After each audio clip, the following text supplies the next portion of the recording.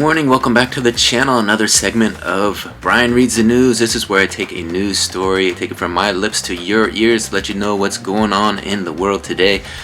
Lately I've been doing this Business Insider article, Then and Now. We've done 3 installments already. This is the 4th one.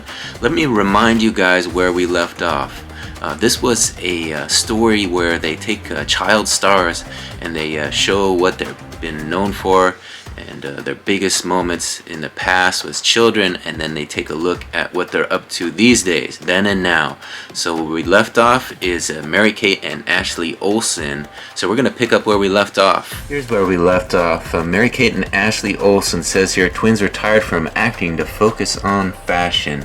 That was all detailed in the last article. Let's get some fresh faces and see who's next. Up next is Hillary Duff. It says here, Hillary Duff landed small parts in TV shows and made-for-TV movies before becoming known as Lizzie McGuire on the Disney Channel series of the same name. The article says here, after 65 episodes of Lizzie McGuire aired on Disney Channel, the 2003 The Lizzie McGuire movie served as the series finale. The show made Duff a teen idol. There she is, all grown up. It says here, Duff has continued acting and is also working as a designer. The article states that Duff designed a line of glasses for Glasses USA and recently launched a line of baby clothes with Carter's. She has continued to act, appearing in an independent movie in 2019 called The Haunting of Sharon Tate. She had a successful TV career and lead roles in Younger and How I Met Your Mother spin-off, How I Met Your Father. A Lizzie McGuire reboot began production in 2019 but stalled when the script was deemed too inappropriate for Disney Plus viewers. Duff confirmed that the show had been canceled in December. That's interesting. She stayed busy. Sunglasses for Glasses USA, baby clothes for Carter's, and a couple movies. How I Met Your Mother, How I Met Your Father. And then they considered that Lizzie McGuire reboot, but the script was a little too spicy for Disney Plus. I can understand that, I suppose. That grown-up content, once you're all grown up, they gotta keep it kid-friendly on Disney. But good to see she's doing well and that she's still in the news. Up next is Dakota Fanning. It says here, Dakota Fanning's performance in the 2001 movie I Am Sam put her on the map.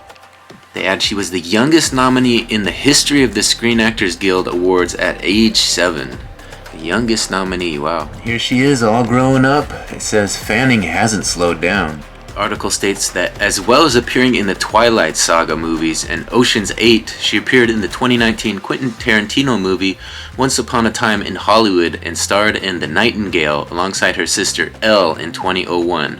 She most recently played Marge Sherwood in Ripley, Susan Elizabeth Ford in The First Lady, and Sarah Howard in The Alienist. Yeah, I remember seeing her as a child in that I Am Sam and a couple other of those movies as she acted as a child, and you just knew she had that star quality. So it doesn't surprise me that she continues to get those leading roles in some of the big screen movies as an adult. She's quite an actress. Up next is Jodie Foster. It says here, Jodie Foster got her start on TV shows such as The Courtship of Eddie's Father and The Doris Day Show. The article adds that at 14 years old, Foster was nominated for Best Supporting Actress for her role in the 1976 film Taxi Driver.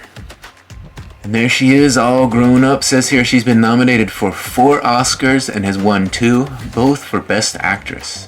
The article goes on to say Foster won Best Actress for The Accused and Silence of the Lambs. She most recently appeared in Hotel Artemis and The Martanian. Yeah, I do remember seeing Jodie Foster in A Taxi Driver. I was a little too young to catch her early stuff in The Courtship of Eddie's Father and The Doris Day Show, but I did see Taxi Driver. It came out the same year that I was born, but it was such a classic. I saw that one. And then you did see Silence of the Lambs, and what was the other one that she was? Silence of the Lambs and The Accused. I think I did see The Accused. That's what she won her awards for, Best Actress awards. So yeah, she's had a legendary career. It's interesting to consider that she started off as a child actor as well. You think of her as such a staple in the industry these days. Up next on the list is Macaulay Culkin. It says here Macaulay Culkin is best known as the mischievous making protagonist in Home Alone movies. The article goes on to say here, the Home Alone movies, which came out in the 1990s, are holiday classics. Culkin was 10 when the first movie premiered. He starred in other 90s movies such as My Girl and Richie Rich. And here he is all grown up. It says here he took a break from acting in 1994 but returned with a few small roles in 2003, then starred in American Horror Story in 2021. Macaulay wrote an autobiography, co-founded a pizza-themed Velvet Underground tribute band called the Pizza Underground, with which he toured before they split up in 2018, and hosted a podcast called Bunny Ears. He has continued acting as well. Among his roles, he played Michael Elig in Party Monster in 2003, and he did voiceover work for Robot Chicken. He also appeared in American Horror Story, and in 2022, he appeared in 2 episodes of The Righteous Gemstones. He welcomed a son, Dakota Culkin, in April of 2021 with Brenda Song, US Weekly reported. The couple welcomed a second son in 2022. In November of 2021, Culkin made a surprise catwalk appearance at the Gucci Love Parade show in Hollywood Boulevard. Yeah, of course, everybody saw those Home Alone movies. Actually, I've never seen part 2, but the first one, of course, everybody's seen a million times. You know, they play it over and over every Christmas. But, you know, to see that he's coming back with some more interesting stuff, an autobiography, a band, the Pizza Underground, kind of missed that. I did see that he jumped into the podcast world with a podcast called Bunny Ears. He was on a lot of different podcasts promoting that a few years back. I'm not sure if it's still going on, but that seemed to be something he was getting into. Did voiceover work, yeah, and sounds like he's focusing on family now with multiple kids, 2 kids, and all kinds of fun family work ahead of him, I suppose. It'll be interesting to see if he lets his kids get into the business, the industry, since he had such a tumultuous dealing with it with his parents. If you hear his story in his autobiography, I guess he went through a lot of stuff growing up and dealing with all that money, that fortune that he got from the Home Alone series. So it'll be interesting to see if his kids end up in the movies, or if they just live normal lives and like the rest of us. I don't know. What do you guys think? I think that's a good spot to hold off and call an end to this video.